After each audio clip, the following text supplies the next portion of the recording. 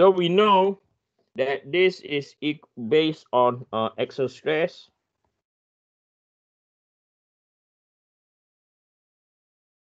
So stress X is equal to Px over A.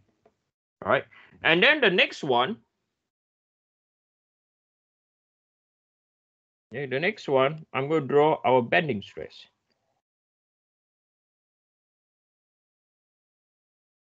Okay. So this is our stress X. And then this is our Y. Right. So over here, you have negative. I think I will need more. Over here is our negative mz over izz multiplied by y. And then over here is your positive mz over izz multiplied by y. Right. And then we have the two extreme.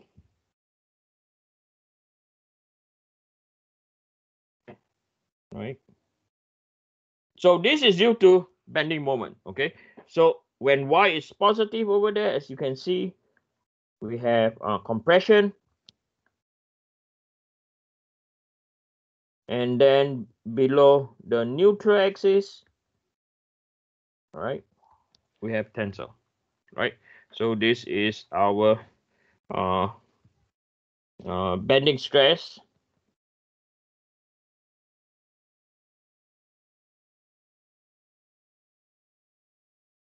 So we have stress X is equal to mz over izz multiplied by y. Now, if we add both of them together, right, which is what we classify as eccentric loading. So how does this graph look like now? So you know that we are going to see a linear shift, yes or no? Right? Sorry, not linear, a horizontal shift. Okay, so I'm going to draw again.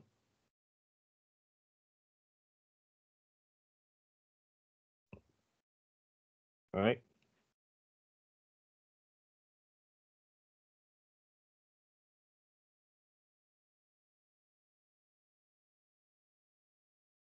So again, this is our y, and this is our stress in x. Okay, so you're going to see a shift. Okay, we're going to observe a horizontal shift. So this is our horizontal shift now when you add both of them together. All right, when we add both of them together. Right. So now this is compression. And then below the neutral axis, you have, right? So this is our eccentric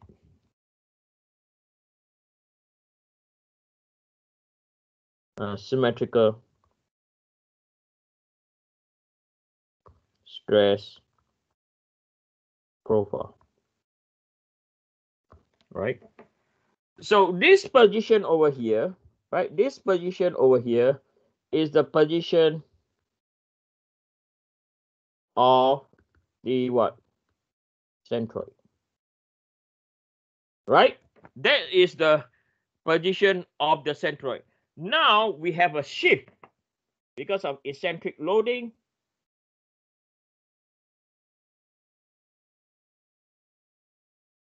For this case, now this is the position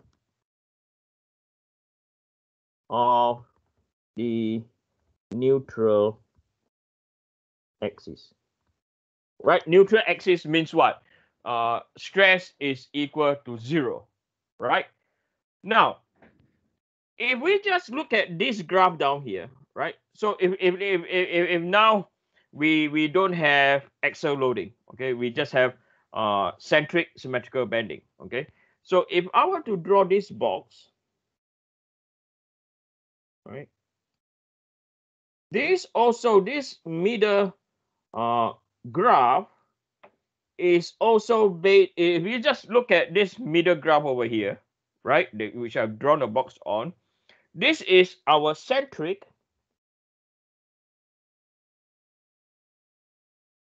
right? This is our centric, hold on.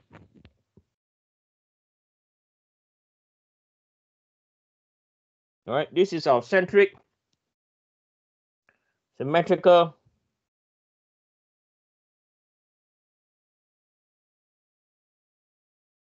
stress profile. Why I say this is our symmetrical stress profile? Because it only uses the equation stress X is equal to mz over Izz multiplied by y. So when you look at this, what I'm trying to highlight to you is this. For this case, the position, this is the position of the what? Centroid, right? Because it is centric, okay, it happened to be where this is also, right, this same point is also the position of the neutral axis, right? Because stress X is equal to what? 0, right? So when eccentric loading, like the one you see on the right, where we have stress X is equal to Px over A minus by mz over Izz multiplied by y, the neutral axis and the centroid are not the same thing. Okay, so this is critical. Okay, there are a lot of misconception that say, oh, it's the same thing. Centroid and neutral axis is the same thing. Is the same thing. It is not the same thing. Okay, as I say, the centroid is geometrically located. The neutral axis is based on stress field. Yeah, and I hope you all embrace into this. Okay, I hope you all appreciate this and not just take it for granted blindly as centroid and neutral axis is the same. Sometimes it is. Okay, where is centric loading? Where is eccentric loading? It is not. Okay, so knowing when it's true and when it's not true is important. Okay, as a professional engineer, it is very, very critical. Okay, so a lot of times we are worried about the positive and negative. So the way I teach this course is I don't want you to worry about the sign, okay? But I mean, I don't want you to memorize the formula. I want you to analyze and then determine what's going on. Okay, let me elaborate why, okay? So what will happen now, right? So far, anyone, any question on this? Anyone? Is there any doubt? Okay, anyone? No? Okay, so if I'm going to copy this diagram again,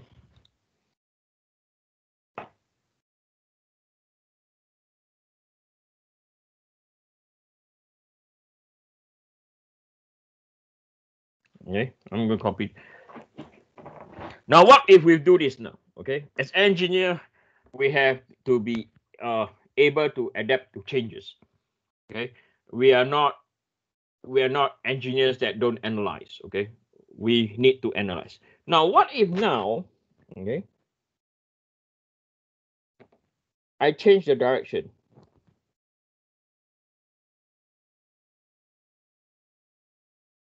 Okay, what if now this is my P and this is my P prime? Oh, sorry. I say it's still on the same axis, but I flip it over. So now this is my P, my PX. This is my PX prime, right? So if you analyze this side, okay, when you analyze here, right, this will go opposite. Okay, so this is my PX prime, right? So F is equal to PX, right? So is it just Px change, the moment will also change, yes or no? So now the moment will behave this way, right? So again, head is compression, right? Down here is what? Tensile. Right. So this will what? This will flip also. Okay. So it will go opposite, not just on the applied axial load, but the moment will also go opposite. And you can see for yourself, right? Now the top is tensile and compression. In the previous configuration, right? You have compression at the top, tension at the what? Bottom, right? So be very, very alert about all this. Okay, don't like take it. This is not important. It is. Okay. So from here, okay. So if from here, if I'm going to call this point alpha now, okay, point alpha, and I'm going to call this point beta, right? So if we're going to form the equation, right? So now stress X at point alpha, and we know that the axial load is going to do compression, right? It's pushing in, right? It's pushing in. So we now know this is minus Px over what? The area. Okay. And then alpha is going to go to tensile. So this will be plus mz over izz multiplied by y. As I said, I'm not worried about the formula, whether is it positive or negative. I'm doing this through what? Analysis through observation. Okay, so likewise, stress X beta is equals, the axial loading will always induce a what? It will always induce a compression regardless whether is it point alpha or point beta. But now the bending will be equal to minus mz over izz multiplied by y. Okay. So let me highlight again.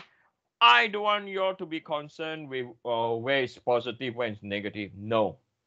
This is by analyzing the deformation. We are analyzing based on deformation. Why I say we're analyzing based on deformation? If you look at how this structure will deform, now the structure will deform this way. Hey.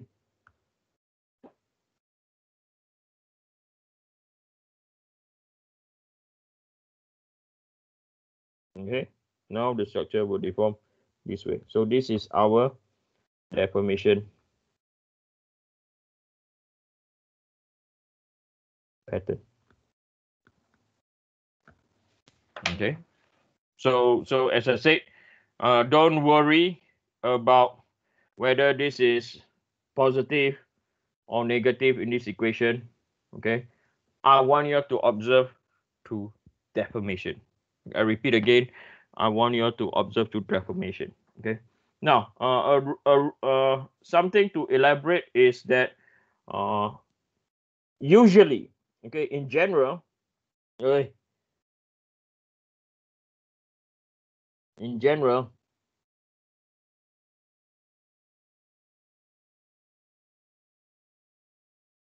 mz over izz multiplied by y is greater than px over a.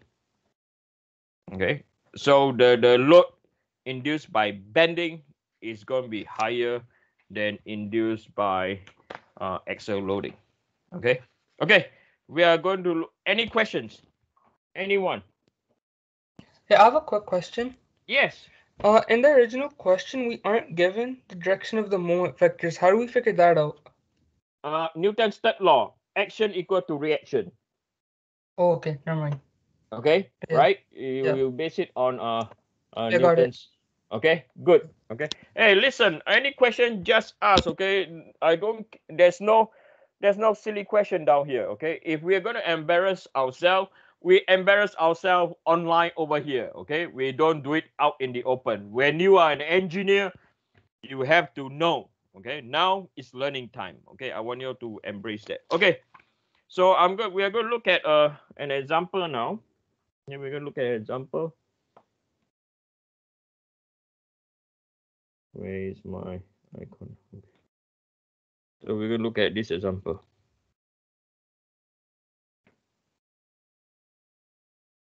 I know you have learned this before. Okay, I've seen this before. So this is just a revision.